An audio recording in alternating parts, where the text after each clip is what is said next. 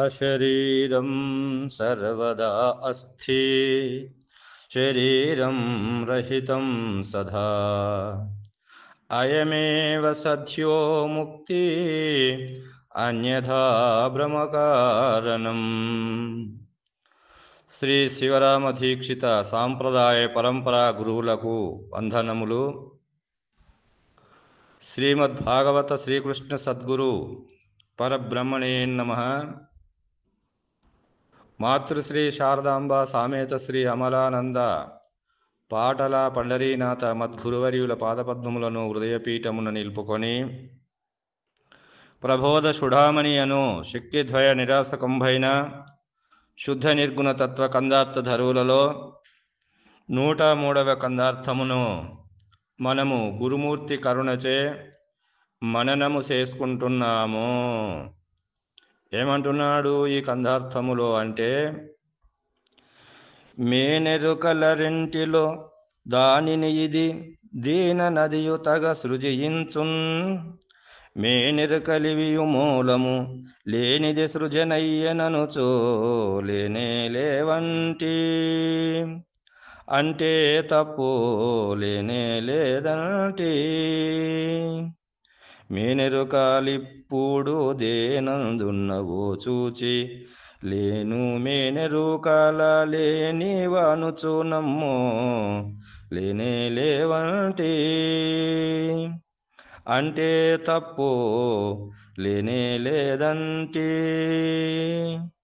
అని అంటున్నాడు. మేనెరుకల రెంటిలో దానిని ఇది దీనిని అది తగ సృజించున్ అని అంటున్నాడు. అంటే దానిని ఇది దీనిని అది అని అంటే, దానిని అంటే ఈ ఎరుక, అంటే ఈ మేను అనేటువంటిది శరీరము కనబడుతుంది కాబట్టి ఈ శరీరములో సూక్ష్మంగా ఉండేటువంటిది అది సూక్ష్మ శరీరం కాబట్టి దానిని అని ఇక్కడ అంటున్నాడు. ఎందుకంటే కనబడేది ఇక్కడ అంటే ఈ మేను స్థూల శరీరము కనబడుతుంది. మేనుతో స్థూల శరీరము, ఈ స్థూల శరీరములో ఉన్నటువంటి ఏ సూక్ష్మ శరీరం అయితే ఉన్నదో గుర్తెరిగే శరీరం అనేటువంటిది అది ఎలా ఉంది అంటే అది అంటున్నాడు ఇక్కడ, దానిని అంటున్నాడు ఇక్కడ. దానిని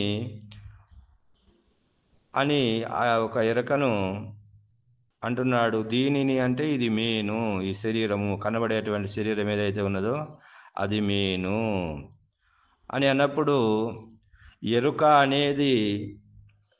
అనేదాన్ని మరి ఎవరు సృజించినారు అని అన్నప్పుడు దేవుడా అంటే కాదు, మరెవరు అంటే ఈ శరీరమే సృజించుకున్నది, ఆ శరీరంలోనే అది సృజనమైంది అంటున్నాడు ఇక్కడ భాగవత కృష్ణ ప్రభువు. కాబట్టి ఎరుక అనేటువంటిది ఆత్మ అని, ప్రత్యేగాత్మ, సాక్షి, గుర్తెరిగేటువంటిది శరీరం అనేటువంటిది ఏదైతే ఉన్నదో గుర్తెరిగే శరీరముని ఆ గుర్తెరిగేటువంటిది ఏదైతే ఉన్నదో అది తనకు తానే ఈ శరీరం అందే సృజన అయింది. కానీ దాన్ని ఎవరు రమ్మని పిలవలేదు, పొమ్మని పిలవలేదు, పొమ్మనటోళ్ళు లేరు, రమ్మనటోళ్ళు లేరు. కాబట్టి దాన్ని మూలమిరిగినటువంటి వాళ్ళు ఈడ అచల ఋషులు ఏమన్నారంటే తనకు తానే వస్తుంది, తనకు తానే ఆట ఆడుకుంటుంది, శరీరంతో తనకు తానే పోతుంది, ఇది దాని యొక్క స్వభావము. కాబట్టి దీన్ని రమ్మన్నారా ఎవరన్నా అంటే ఎవరు రమ్మలేదు. ఎట్లా సృజన అయింది ఇది అని అంటే ఇది శరీరముతో సృజన అయింది. శరీరం ఉంటేనే ఈ ఎరుక. మరి ఎరుకకు ఆధారం ఏది ఇక్కడ అంటే శరీరము. మరి ఈ శరీరము అనేటువంటిది ఎట్లా సృజన అయింది? మరి ఈ ఎరుక, ఈ శరీరం అనేటువంటిది ఉంటేనే కదా శరీరం లోపల ఈ ఎరుక అనేటువంటిది సృజన అయింది. మరి శరీరం ఎట్లా సృజన అయింది అంటే ఇక మనకు చెప్పినారు కదా, ఏమని అంటే మనకు నీరాంశము అసృక్కు బోధన సారంబురేతస్సు రెంటి సమ్మిశ్రంబే ధారుని తనువై నిలచును నారీనర సంగమమున నయగుణరత్న అన్నాడు కదా కంధములో. మరి ఆ విధంగా నీరాంశము అసృక్కు బోధన సారంబు రేతస్సు. మనం తిన్నటువంటి అన్నమైతే ఏది ఉన్నదో అది శుక్లముగా మార్పు చెందుతుంది. మరి నీళ్లు ఉన్నవి కదా, అన్నము నీళ్లు తాగుతాం కదా మనము. ఆ అన్నము నీళ్లతో కూడినటువంటిది మనలో ఏమవుతుంది, పురుషుని లోపట అది శుక్లముగా సప్తధాతులుగా మరి రసరుద్రములు మాంసంభు మేధస్సు మధ్యాస్తి రేతముల్ మానితముగా ఇవి సప్తధాతువులు నిబిడి కృతంభై దేహి కావరణమై దేహమాయే స్థూలమై దీర్ఘమై సూక్ష్మమై నటించి అందందు మరణంబు జందుచుండు. ఇట్టి దేహంబు అందాశ ఏమి లేక నిన్ను కనువాడు మునిజన సన్నుతుండు అని భద్రాద్రి రామచిత్తకుమలో చెప్పినాడు కదా. మరి కాబట్టి ఇక్కడ అన్నమే ఇది సప్తధాతువులుగా పరిణామము చెంది అది శుక్లముగా తండ్రి గర్భము యందు పురుషుని యందు అది శుక్లముగా రేతస్సుగా మార్పు చెందుతుంది. మరి స్త్రీ యందు అదే అన్నము నీళ్లు ఏవైతే ఉన్నావో ఆ అన్నము నీళ్ళు అనేటువంటివి పురుషుని యందు శుక్ల బిందువుగా మార్పు చెందుతుంది. మరి ఒక స్త్రీ యందు అది శోణితముగా మార్పు చెందుతుంది. కాబట్టి మరి ఈ రేతస్సు అనేటువంటి రెంటి సమ్మిశ్రంబే దారుని తనువై నిలుచును నారీనర సంగమమున నయగుణరత్న అన్నాడు కదా. మరి కాబట్టి ఆ విధంగానే ఇక్కడ నారీ నరులు అనేటువంటి నారీనర సంగమమున ఇద్దరు స్త్రీ పురుషుల యొక్క ఆ సంయోగములో ఆ సంఘర్షణలో ఏమవుతుంది అంటే ఆ రెండు యొక్క ఆ యొక్క బిందువు అనేటువంటిది ఏదైతే ఉందో ఆ శోణితం అనేటువంటి ఆ మావిలో అది ఉత్పత్తి అవుతుంది. అంటే మరి అన్ని బిందువులు ఉత్పత్తి అవుతాయంటే కావు. కాబట్టి మరి అన్ని బిందువులలో ఏదో ఒకటి ఆ బిందువు అనేటువంటిది అది పిండోత్పత్తికి ఉత్పత్తికి కారణమైనటువంటిది రేతస్సు. కాబట్టి మరి ఈ రేతస్సు వలన ఈ శుక్లము ఆ యొక్క తల్లి గర్భము అయినటువంటి ఆవరణములో ఇది ఒక ముద్దగా మార్పు చెంది ఒక పిండముగా అండములో ఒక పిండముగా మార్పు చెంది అది పిండ శిశువుగా బయటకు వస్తుంది కదా. మరి ఆ విధముగా ఈ శరీరం ఎప్పుడైతే మరి బహిర్గతమైందో మా శరీరం ఎప్పుడైతే వచ్చిందో ఆ శరీరంలో ప్రాణం ఉంటుంది కదా. మరి ఆ శరీరము ఎప్పుడైతే అది తయారైందో ఆ శరీరంలో ప్రాణము కూడా వస్తుంది. కాబట్టి ఆ ప్రాణం ఉంటేనే ఆ శరీరం అనేటువంటిది కదులుతుంది. మరి పిండం కదులుతుందా అంటారు కదా. అది 7 నెలలు 8 నెలలు 9 నెలలు అప్పుడు ఆ డాక్టర్లు పిండము మంచిగా కదులుతుందా అంటే కదులుతుంది ఆరోగ్యవంతంగా అని చెప్తారు కదా. మరి ఇక్కడ అంటాం ఇప్పుడు ఆ ప్రాణం అనేటువంటిది సంతరించుకుంది. ఎప్పుడైతే శరీరము ఉపాధి తయారైందో శరీరము అది సంతరించుకొని తయారైందో ఆ శరీరములో ప్రాణం అనేటువంటిది వచ్చేస్తుంది. అంటే కుండ ఎప్పుడైతే తయారైందో ఆ కుండలో వాయువు సొరబడింది కదా. ఆ వాయువు మన కుండను తీసుకుపోయి ఆ యొక్క జలములో ముంచినప్పుడు నీటిలో ముంచినప్పుడు బుడబుడబుడా అని శబ్దం వస్తుంది. అంటే ఆ కుండలో వాయువు ఉన్నదా లేదా అంటే ఉన్నది. కాబట్టి వాయువు ఉండడం వలననే ఆ యొక్క నీటిలో ఆ నీటి లోపలికి ప్రవేశించడం వలనే కదా అది బుడబుడ అనే శబ్దం వచ్చింది. అన్నప్పుడు వాయువు తనంతట కుండ ఎప్పుడైతే తయారైందో వాయువు తనకు తానే వచ్చింది. ఆ విధంగానే మరి ఇక్కడ ప్రాణం కూడా ఈ శరీరంలోనికి చేరుతుంది. ఎప్పుడైతే ప్రాణం చేరుతుందో మనస్సు కూడా చేరుతుంది అన్నప్పుడు మరి ఇక్కడ అన్నము స్థూల భాగము మరి సూక్ష్మాంశము అంటే నిరాంశమసుక్కు బోధన సారంబురేతస్సు ఈ రెంటి సమ్మిశ్రంబే దారుని తనువై నిలుచును నారీనర సంగమమున నయగుణరత్న అన్నాడు కదా. ఇది ఎప్పుడైతే శరీరముగా దాల్చిందో మరి ఆ శరీరం లోపల మళ్ళీ ఇంకొక కందంలో ఏమంటాడంటే మనసన్నపు సూక్ష్మాంశము వినుజల సూక్ష్మాంశం వలన వెలసెను ప్రాణము. అక్కడ అన్నం ఏమైంది, అది శుక్లమైంది పురుషుని యందు. మరి నీళ్లు అన్నము కలిపి పురుషుని యందు ఏమైంది, శుక్లమైంది. మరి స్త్రీ యందు అది శోణితముగా మార్పు చెంది ఇది శరీరము అనేటువంటిది తయారైంది. కాబట్టి ఈ శరీరం ఎప్పుడైతే ఆవిర్భవించిందో ఈ శరీరం లోపలికి మరి ఏదొచ్చింది అంటే ఇక్కడ మనస్సు అన్నపు సూక్ష్మాంశము వినుజల సూక్ష్మాంశం వలన వెలసెను ప్రాణము అను రెండు కలిసి పిండంబన బ్రహ్మాండం బలంగా వలుగును వచ్చా. కాబట్టి మరి సూక్ష్మమైనటువంటి మనస్సు ఈ జల సూక్ష్మమైనటువంటిది ప్రాణము అన్నప్పుడు ఈ ఎరక దేనికి ఆధారమై ఉన్నది, ఎరక దేని వలన వచ్చింది అంటే ఈ శరీరంలో ఉత్పత్తి అయింది ఈ మన ప్రాణములు అనేటువంటి గుర్తే నేననేటువంటి ఎరుక. దేని వలన ఇది ఉత్పత్తి అయింది అంటే శరీరములో ఉత్పత్తి అయింది. శరీరమును విడిచి ఇది ఉంటుందా అంటే శరీరమును విడిచి ఇది ఉండదు. శరీరమును అది విడిస్తే ఈ శరీరం ఉంటుందా అంటే శరీరము కూడా ఉండదు. కాబట్టి ఒకటి ఒకటి రెండు భూతప్రేతముల లెక్క ఉన్నవి అవి. కాబట్టి మరి శరీరాన్ని ఒకవేళ ఎరక ఒకవేళ లేనట్లయితే మరి శరీరం ఉంటుందా అంటే ఉండదు. అందుకొరక ఎరక అనేటువంటిది ఉంటేనే ఇది ఈ శరీరములో ప్రాణము ఉంటేనే ఇది శివస్వరూపము. ప్రాణం లేకపోతే అది శవము. కాబట్టి ఈ శివస్వరూపం అనేటువంటిది ఈ ప్రాణమనంబుల ఏకైక స్వరూపమే ఎరుక.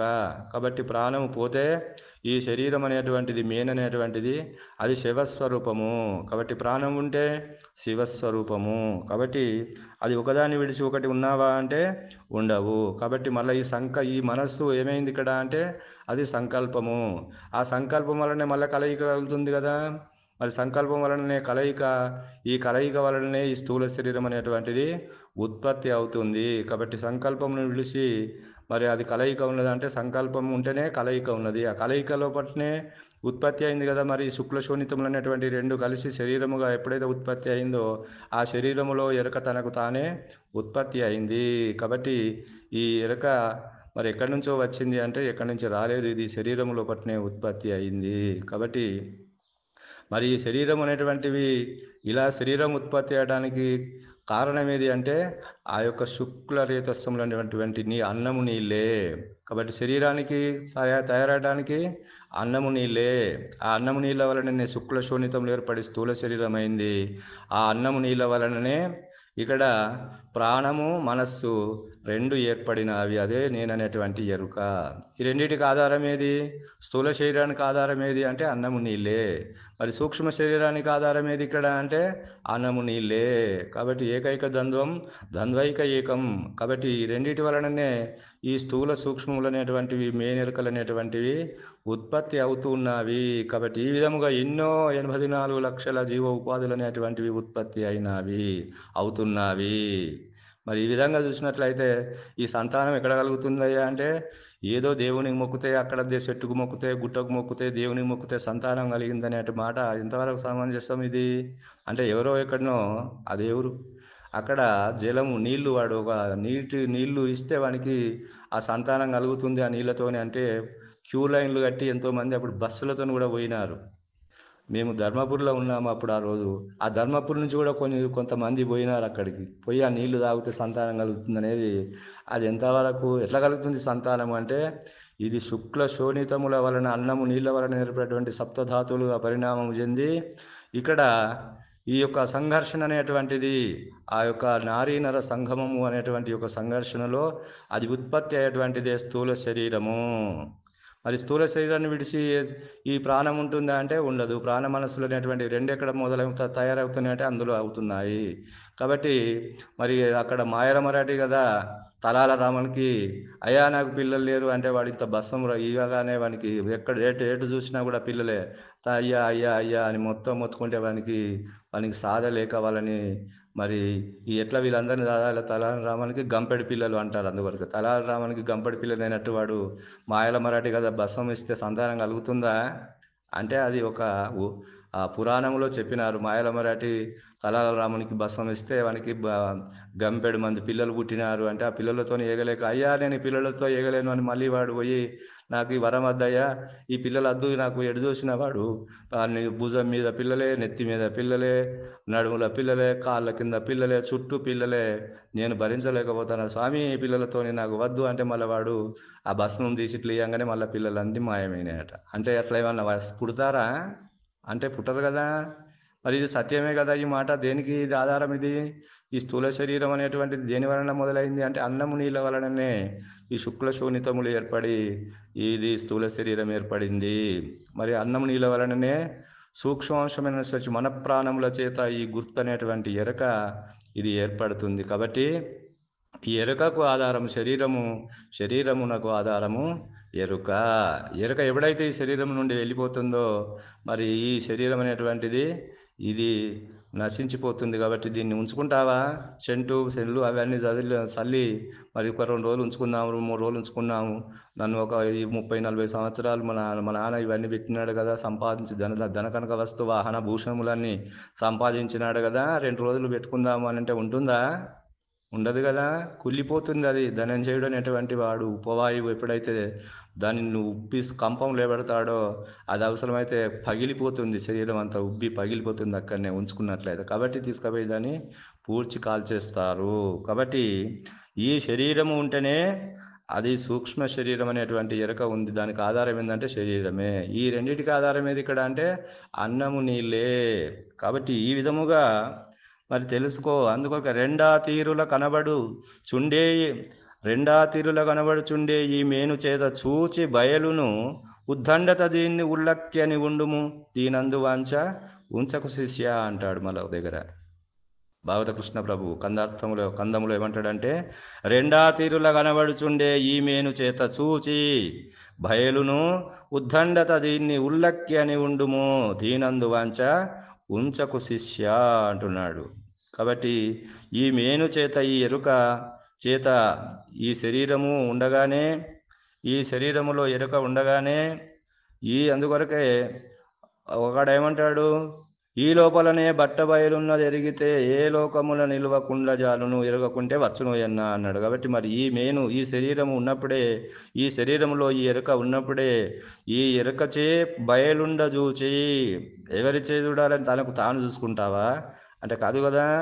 పరిపూర్ణ గురువుదుమూర్తి దర్శనం వలన ఆ యొక్క పరిపూర్ణ దర్శనం ఎప్పుడైతే నీకు అవుతుందో, ఆ యొక్క గురువు సూచన చేస్తాడో ఆ సూచన యందు నువ్వు లేనే లేవు అని తెలుసుకున్నప్పుడు మరి నీకు ఈ లోపలనే బట్ట బయలున్న జరిగితే ఇంకా ఏ లోకమున నిలువకేగు జాలునోయన్నా ఎరగకుంటే వచ్చునోయన్నా అన్నాడు కదా. కాబట్టి ఈ మేను చేతనే మరి ఈ రెండా తీరులా కనబడుచుండే ఈ మేను చేత రెండు తీరులా కనబడుతుంది కదా. ఎట్లా? మేనెరుకల చేత కనబడుతుంది అంటే మేను వేరు ఎరుక వేరు అంటే అవి రెండు ఏకస్వరూపమే. ఒక రూపాయికి చిత్తు బొత్తు ఉంటేనే కదా మనం రూపాయి అనేది దాన్ని, ఆ చిత్తు దానికే ఉంది, బొత్తు దానికే ఉంది కాబట్టి దాన్ని ఏమంటాము, ఒక నాణెము అంటాము. ఆ విధంగానే ఇక్కడ శరీరము అంటే ఈ గుర్తు శరీరము రెండు వేరున్నాయంటే లేవు. కాబట్టి గుర్తెరిగే శరీరం అని చెప్పి మనకు దీక్షితుల వారు చెప్పినాడు. కాబట్టి ఈ గుర్తెరిగే శరీరము చేత రెండా తీరుల కనబడుచుండే ఈ మేను చేత చూచి దేన్ని, ఆ బట్టబయలును గురుముఖత చూచి ఉద్దండత దీన్ని ఉల్లక్కని ఉండుము దీనందు వాంచ ఉంచకు శిష్య అని అంటున్నాడు. కాబట్టి ఈ మేను చేత, ఈ ఎరుక చేత బయలును ఉండజూచి మరి పిండ బ్రహ్మాండము అని రెండు రూపంలో కనిపించే దీనిని ఉల్లక్యని ఉంటే చాలు. ఈ శరీరమందు వాంఛ లేకుంటే చాలు. ఇదే అశరీర సాంప్రదాయము. ఈ ప్రకారముగా శివరామ దీక్షిత సిద్ధాంతం అనేటువంటిదే. మరి దీనిలో అశరీర పద్ధతిగా ఇది లేనే లేదు, పరిపూర్ణ పరభయలి అందు మూలం లేని గుర్తెరిగే శరీరము ఏమీ లేదు అనేటువంటి ఒక సిద్ధాంతము. కాబట్టి ఈ విధముగా ఉంటే ఇక లేనే లేవు. కాబట్టి మరేమంటున్నాడు ఇక్కడ, ఈ మేనెరకల రెంటిలో దానిని ఇది దీనిని అదియు తగ సృజించున్ మేనెరకలివియు మూలము లేనిదే సృజనయ్యననుచు లేనేలేవంటి అంటే తప్పు లేనే లేదంటే.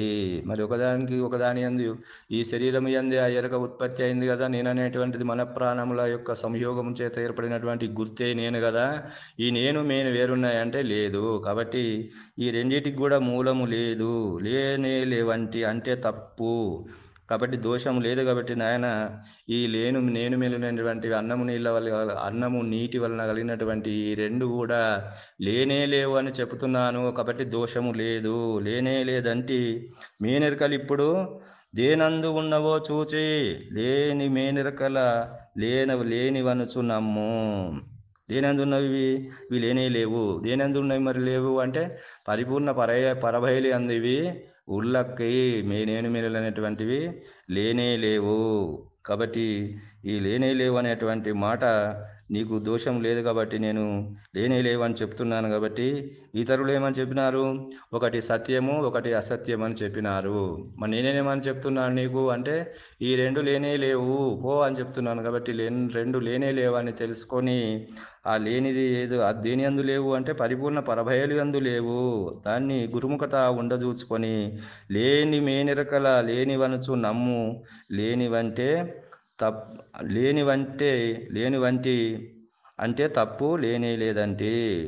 అన్న దేనందున ఉన్నవో చూచి లేని మేనెరుకల లేవనుచు నమ్ము. ఇవి లేవనుచు నమ్మి లేనే లేవంటి అంటే తప్పు, లేనే లేదంటి అని మనకు భాగవత కృష్ణ ప్రభువుల వారు మరి ఈ తల్లిదండ్రుల కలయిక ద్వారా పిండరూపముగా నేను మేనులు అనేటువంటివి ఏర్పడుచున్నవి అని తెలుసుకొని ఈ అంశమునే బ్రహ్మాండమునందు అధిష్టానమునందు కూడా మరి సమన్వయం చేసుకొని ఏదా మరి ఏకోహం భవిష్యం అనేటువంటి ఒక సంకల్పమే ఈ ఈశ్వర జగత్తుగా పిండ బ్రహ్మాండములుగా పరిణామం చెందింది కదా.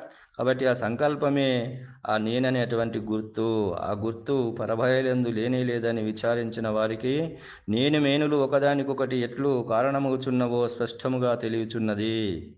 నేనుని విడిచి మేను గాని మేనుని విడిచి నేను గాని ఉండుట కుదరదు. కాబట్టి ఒకదాని యందు ఒకటి ఓతప్రోతమై ఉన్నవి. ఈ రెండింటికి సంబంధపడనిది పరిపూర్ణ పరభావ్యం. అది దాని అందు ఈ రెండింటికి మూలము గాని స్థానము గాని లేనే లేదని గురువాక్యము చేత దృఢపరచుకోమని మనకు భాగవత కృష్ణ ప్రభువుల వారు మనకు లేనే లేవు అని చెప్పి నిర్ణయము చేసి ఉన్నాడు. మూలం లేని ఈ గుర్తెరిగే శరీరం అనేటువంటి ఎరక దాని యందు స్థానము కానీ మూలము కానీ లేనే లేదని తెలుసుకోమని ఈ కందార్థము ద్వారా మనకు తెలియజేస్తున్నాడని తెలియజేస్తూ ఇంతటితో ఈ కందార్థ భావాన్ని ముగిస్తున్నాను. జై బలో సద్గురు ప్రభు మహారాజుకు జై. సర్వం సద్గురార్పణం.